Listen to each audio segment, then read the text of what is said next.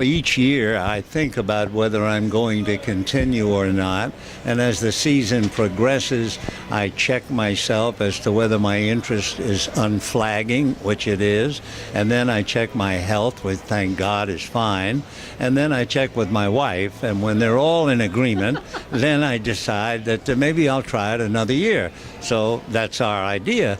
I do hesitate to talk about it because I firmly believe to talk about your plans makes God laugh, so I'm just hoping that he's in agreement with me, and then I'll be back next year. It's last week of the season. Your Dodgers are still in contention for a wild card. How much did what they did the deadline, or actually after deadline, trading for Adrian Gonzalez and Josh Beckett and really loading up for next season, how much did that factor into you returning and being part of a bright future for the Dodgers? Not really at all. A year before, the day before that I announced I was going to come back, I did a tongue-in-cheek thing where I said, yesterday Rod Baraha signed, and that clinched it for me to come back. I couldn't do that again this year. But actually, the signing of other players, that's not the story. The big thing is I told you the conditions, and they've been met, and that's why I'm coming back. No problems with the wife. You didn't have to convince your wife and sell her on one more year? No, she's the most understanding woman, and a lot of people forget there's some glamour, I guess, attached to the job for those who are outside looking in.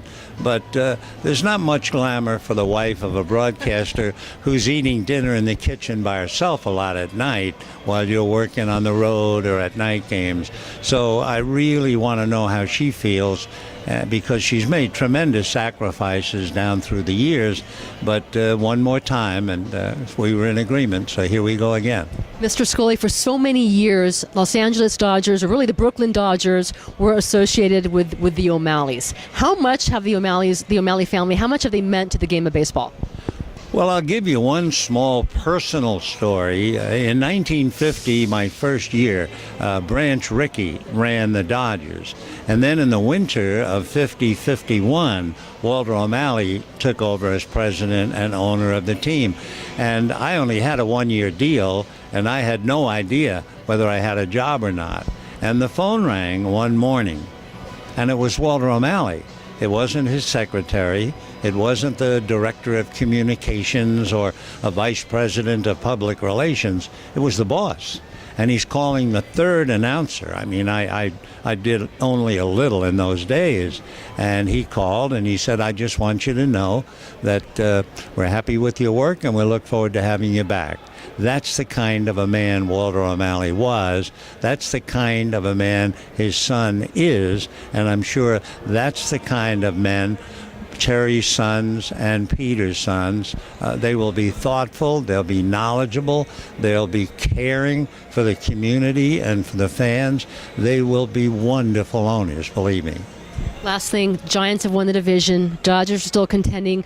Padres have one of the best records in the National League since the All-Star break. How competitive do you expect the division to be next season? Oh, I would think even more so. It looks to me as if Arizona has strengthened their pitching staff. They call them the baby backs over there for the Diamondbacks, and they're wonderful. And look what San Diego has done. If they just could win some games on the road, that would be the big thing for the Padres. And the more you look at them as they improve since the All-Star break, in fact, actually, I think you can put your finger on it. The Padres came of age on the 12th of June. That's when it really turned things around. Before that, they were like 20 and 40. And then after that, they turned it completely around, starting on that date. So that's a long time to be good. And they're even better than good at home. So I look for San Diego to be a very, very vital and viable contender next year. Yeah. You are incredible, and on behalf of baseball fans everywhere, thank you very much, and we cannot wait to see you and hear you again next season. Oh, bless your heart. God willing, I'll be looking forward to seeing you.